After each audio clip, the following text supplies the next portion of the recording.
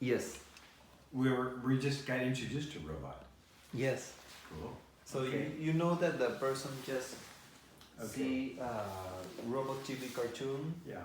and we're talking about UFOs. Yeah. And in the last cartoon we have this UFO with angels. Yeah. Okay, so let me simply it here.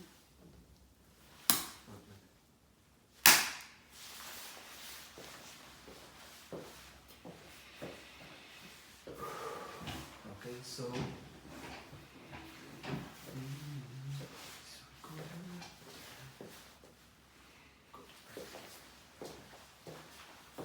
so in 3, 2, 1. Welcome to the show. Robot TV. What do you think, Robot? I kind of like that name. I had a roommate named Robert, so we figured this would be Robot. I really liked it. He's kind of has personality for a piece of metal. You know, it's kind of interdimensional in a sense. So this show is about not robots and not interdimensionals, but UFOs. And I'll introduce you to a lovely young lady who herself has some connections to UFOs, Miss Rachel. So the story starts, and this is a true story, as I can recall it, best I can.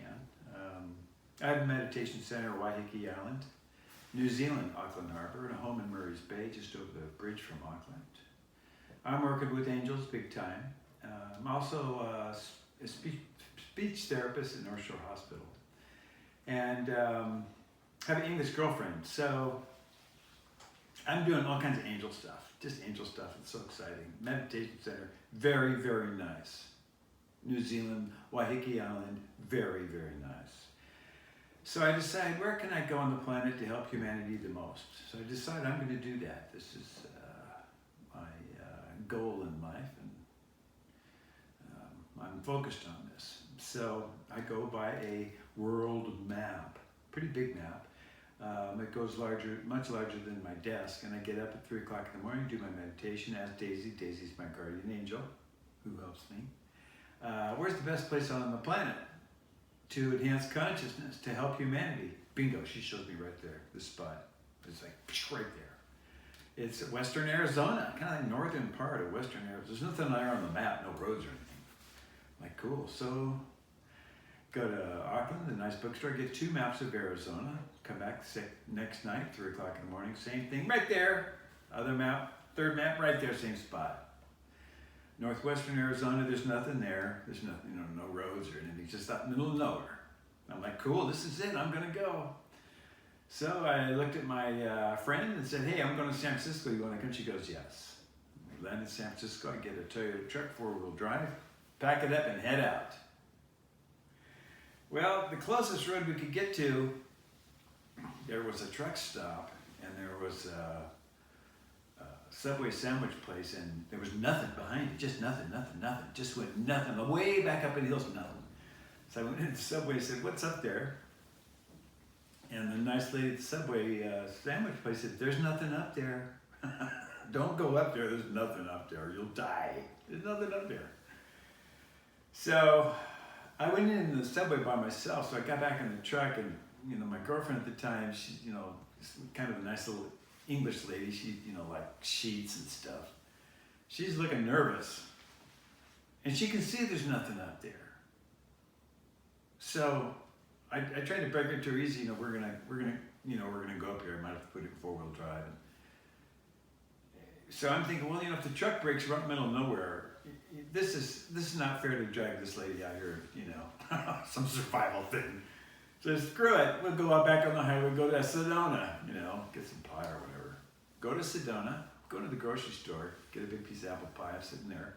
Lady walks up, well-dressed, intelligent, Rita Livingston. Says, I'm glad you're here, we've been waiting for you. You're supposed to come to this meeting tonight. Hand me some directions.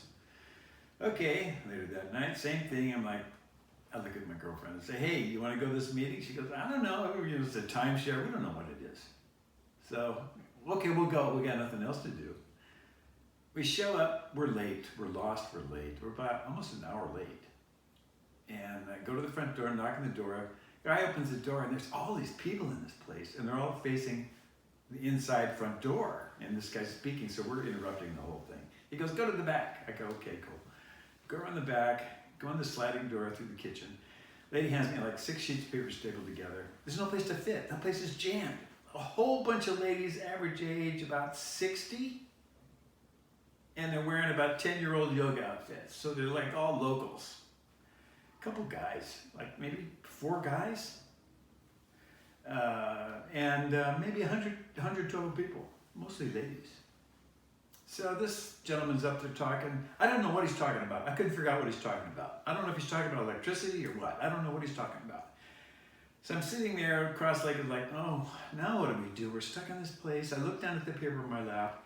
The bottom page, there's a topographical map with a bullseye right in the middle of this spot in Arizona.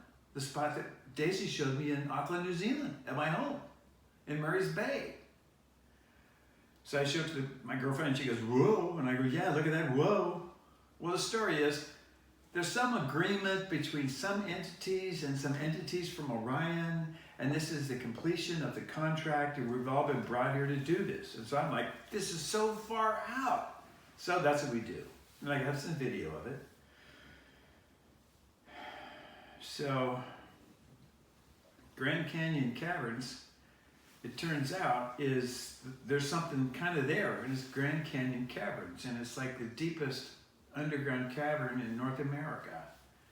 And the Grand Canyon, the river, goes down through that. And so, somewhere under the ground where we were is something to do with Orion.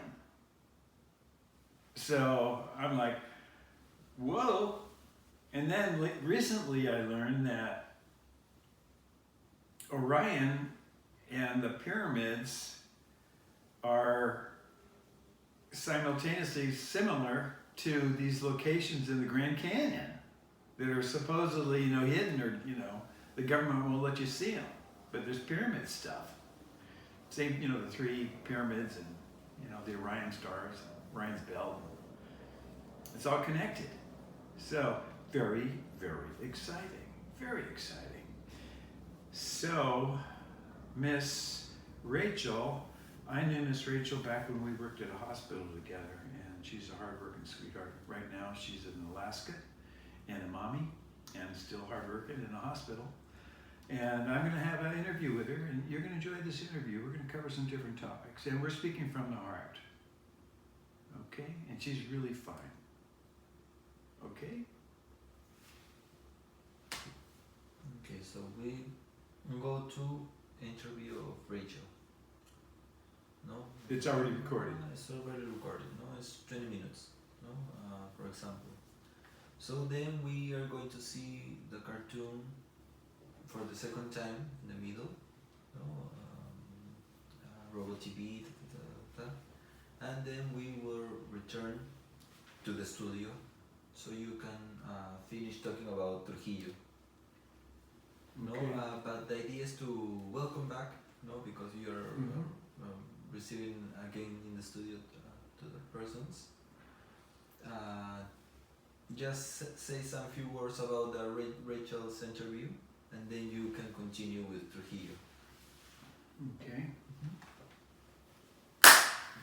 So in 3, you Oh yeah, thank you. you start with this camera, and then you can play with both cameras. Thank you.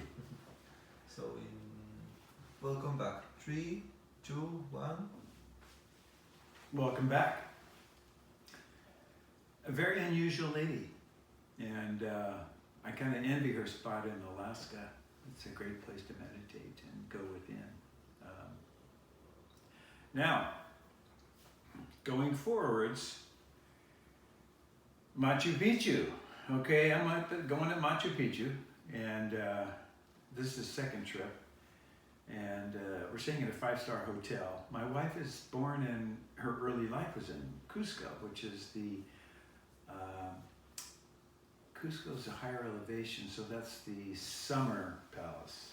Machu Picchu is the winter palace. Machu Picchu is a lower elevation. So my wife's born in Cusco. So we're outside the 5-star hotel. It's before dawn, and it's raining. It's correction, sprinkling, and it was raining. And I'm going to take a picture of her, the doorway where she grew up, of her home. We think it's the doorway, I don't know. So I hold the camera, and she's standing there posing, and I look in the viewfinder, and it says spiritual meetings. I'm like, spiritual meetings, cool. Spiritual meetings, cool. That's my zone. So I walk in. It's no door, it's a big open archway. I walk in, and a little Peruvian lady looks at me. She scurries around the corner. And then a funny little guy comes out, and he looks at me and goes, "Are you Sam?" I'm like, "Yeah." I'm like, "How does he know me?" So then he goes back around the corner. Then another guy comes out, tall guy with a black jacket. He goes, "Are you Sam?" I go, "Yeah." "Yeah, I'm Sam." He goes, "Do you work with angels?" I go, "Yeah." Uh-huh. He goes, "We were waiting for you." I'm like, "Oh, cool." I'm thinking, am I getting conned? What's going on? I'm like, really? It's like, oh, this is too easy. I don't know. So we go to the patio. He goes, "We have to say a prayer." He says a prayer. I believe it was to the solar deity. Okay, there's a little translation system going on here. He said a prayer to the solar deity, and then I said a prayer to the female aspect of divinity. And then I said, "Look, I got to get on this, nice Mercedes bus and book it. Go to Machu Picchu. I'll be back at like 10 o'clock or something." So I bail. I'm there for a good, 12 minutes or something. Go to Machu Picchu, come back, and the little guy, the first guy, he's like, "Here's an award. Your channel angels." Talk to some people. You channel their angel. They're like, "Yeah, you really channel their angel." And we want you to talk at a UFO conference. It was at Brazil, but it's going to be over here in Trujillo later this year. I'm like, "Cool, yeah, no problem." I'm thinking, hope it doesn't cost any money. So I'm back at my place, Miraflores, Lima, Peru. A month or two later, big storm hits, and this flood just comes down the mountains into the desert cities of Trujillo and just floods the heck out of it. It's just terrible. Amazing. People with nothing getting flooded out. It's just ugly. So Guillermo says, "Hey, you want to go to Trujillo and we'll help them? You bring your angel stuff, we'll help the people." I'm like, "Okay." So sure enough, my wife Blanca, Jared, the cameraman, producer, myself, book it, fly in a plane, go to Trujillo, get out. Place is a mess. I've never been to a town that's been flooded out. It's not a town, it's a city, second largest city in Peru. I've never been to a place that was flooded. It's just terrible. It's just, the water was gone, but the dirt and dust, it was just everywhere. It's just, piled up. You couldn't find the sidewalk or the streets. It was just awful. Well, I was on some TV shows, some radio shows, did some cool healings, did a great event at the Municipalidad. Yeah, I did. I said it correctly. Municipalidad. Some radio shows, met some wonderful, wonderful people. And then Guillermo looks at me and says that we're going to go to Black Rock. I'm like, "Cool, let's go to Black Rock." Maybe I'll have an alcoholic beverage like once a year. So we pile in this little, 74 Toyota. We all jam in there, drive to the other side of the other side of the other side. And then we go past the fence and go to the other side. So when the thing stops at Black Rock, there's nothing there but some terrible sounding speakers blasting at the beach and a bunch of Inca Cola signs. And that's about it. Some bamboo. Cement on the patios. That's it. Plastic white chairs and no people. Like maybe 3 people in the whole area. Like that's it. And chickens. And sugarcane fields. So he goes, "Well, this we're gonna, tonight I'll call him the UFO." And I'm like, I don't know, man. Okay, I'm here. Boy, I blew it on this one. What the hell was I thinking? What a mistake. Okay, 7:30, we're sitting there. In the meantime, I channeled the angel for the owner of the building. It was pretty heavy, and he told us, he asked his mother-in-law to go kill a chicken, so she would kill the chicken, roasted the chicken for us. It was like a big deal. Nothing to do, no electricity, what are you gonna do? So, dark. I want to say 7:30, 8 o'clock, but it was dark. He goes, okay, we're gonna go. I'm like, you want to go, Jared? Jared's like, nah. And I look at Blanca. I didn't ask Blanca. Because Blanca's like, she's already scared. So we take off. Well, after the one light bulb's gone behind you for about a quarter mile, and then you hang a left and go out in the middle of nowhere, and then go for about a mile. It's dark, and there's nothing, and the waves are in front of you about a quarter mile away. 3 or 4 football fields away, and behind me was just like grass fields that went up into sugarcane into the hills. So there was nobody at all around, just nobody. And this is a place to meditate. I'm like, okay, this is pretty strange. It's pretty dark. I'm not sure about this Guillermo guy. I really don't know what's going on. And so I'm armed. I got 2 big knives in my pockets. I'm like, yeah. And I have a cane. I can whack somebody, but I don't know what's going on. It's pitch dark. So Guillermo starts making his meditation sounds, whatever that was. And I'm like, blessed be Father God, and blessed be Mother God, and blessed be our Lord Jesus the Christ, and blessed be the archetypes, and blessed be spirit guides. And I'm doing my meditation petition for healing for the planet and for everyone and myself and protection.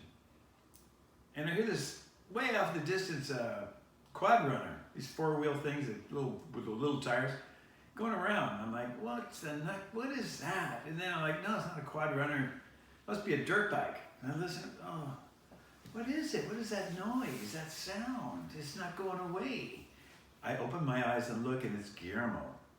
Guillermo's making this sound with his mouth.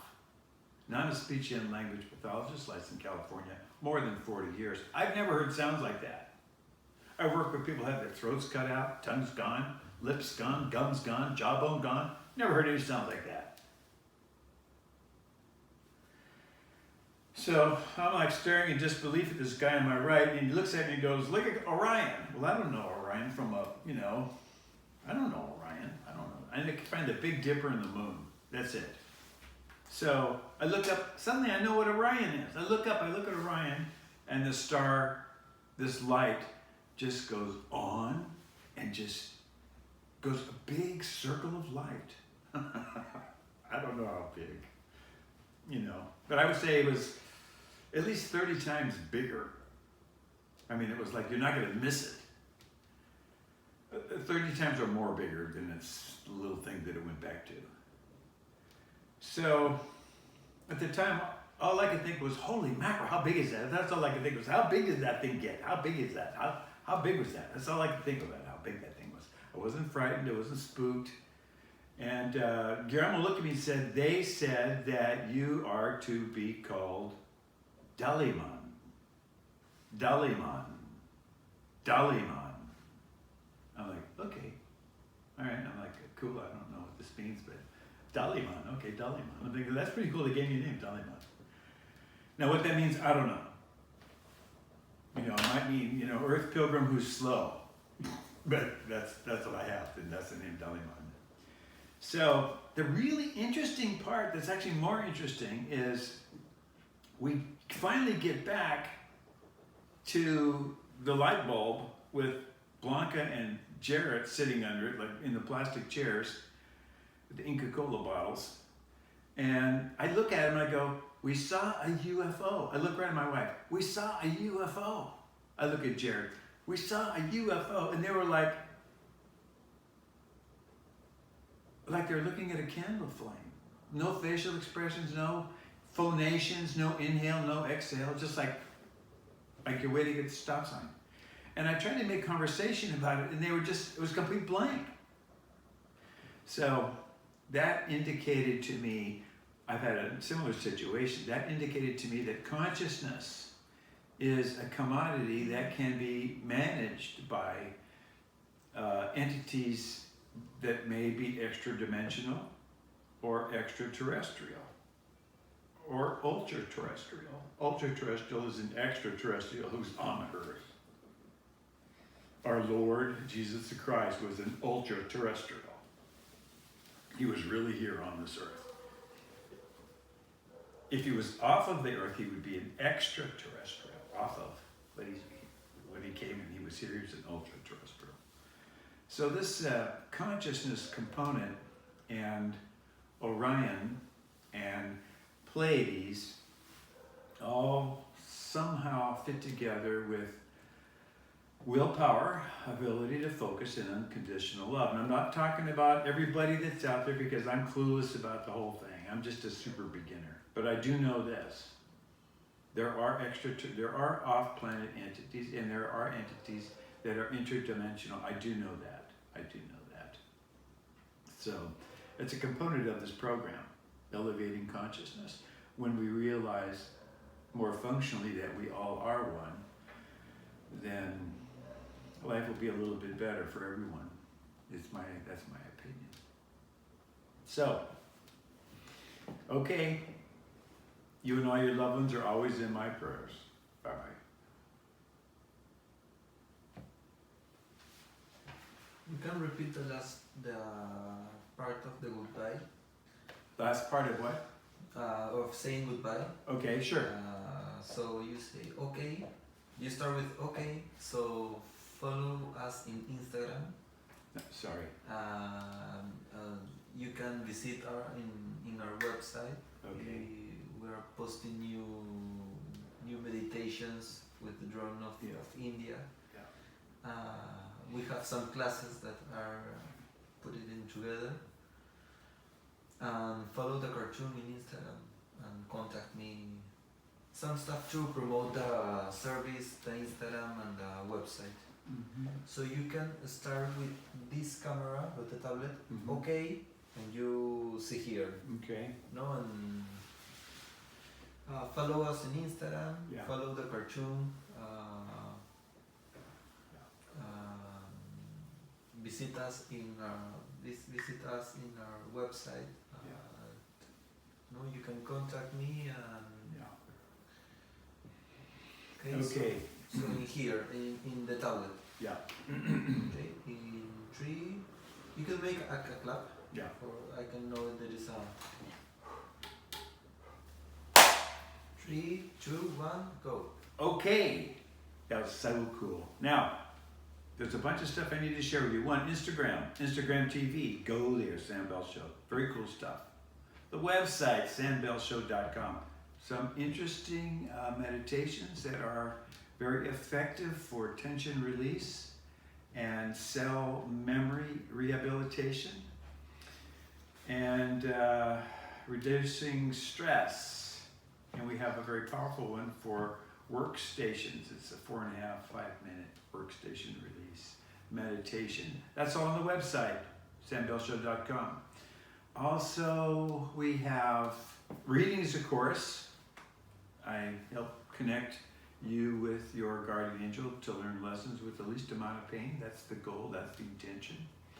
And we have events associated with that can be custom. And I say we because Jarrett is our astrologer, and it's kind of a double-barrel approach for learning spiritual lessons with the least amount of pain. And we're all learning lessons, that's for sure. Okay, tune in to the next show. Follow the cartoons. There will be more. Some exciting things are going to be happening with Pachi. Okay, you and all your loved ones are always in my prayers. Bye-bye.